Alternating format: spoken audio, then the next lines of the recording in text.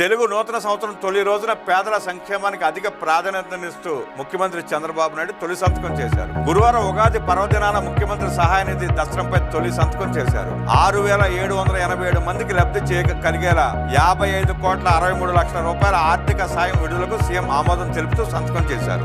ఆర్థిక ఇబ్బందులు ఎదుర్కొన్న పేద కుటుంబాలకు ఈ సాయం ఎంతో ఉపశమనం కలిగించనుంది. ప్రభుత్వం ఏర్పడిన 21 నెలల కాలంలో ఫైనాన్షియల్ అసిస్టెన్స్, వైద్య సహాయం, ఎల్ఓసీల ద్వారా రాష్ట్ర వ్యాప్తంగా మొత్తం 1,241 కోట్ల రూపాయలకు పైగా ప్రభుత్వం దీని ద్వారా 1,36,240 మంది పేదలకు లబ్ధి చేకూరింది. 2024లో 15,206 మందికి 184 కోట్ల రూపాయలు, 2025లో 1,03,568 మందికి 889 కోట్ల రూపాయలు, 2026లో ఇప్పటి వరకు 17,466 మందికి 169 కోట్ల రూపాయలతో మొత్తం 1,36,240 మందికి ముఖ్యమంత్రి సహాయ నిధి ద్వారా ప్రభుత్వం సాయం అందింది. ఇప్పుడు తెలుగు సంవత్సరాదిన అదే వరుడిని కొనసాగిస్తూ మరో 6,787 మందికి ప్రయోజనం చేకూర్చే 55,63,00,000 రూపాయలు విడుదల చేస్తూ దస్త్రంపై ముఖ్యమంత్రి సంతకం చేశారు.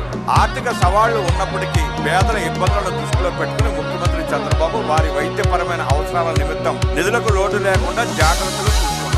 వైద్యం చేయించుకుని ఆర్థిక ఇబ్బందులు పడుతున్న పేదలకు ముఖ్యమంత్రి సహాయ నిధితో ఆర్థిక ఇబ్బందులు తొలగుతున్నాయి. అంతకుముందు క్యాంపు కార్యాలయంలో ముఖ్యమంత్రి చంద్రబాబుకు ఉగాది సందర్భంగా టీటీడీ దుర్గగుడి అర్చకులు ఆశీర్వచనం అందించారు.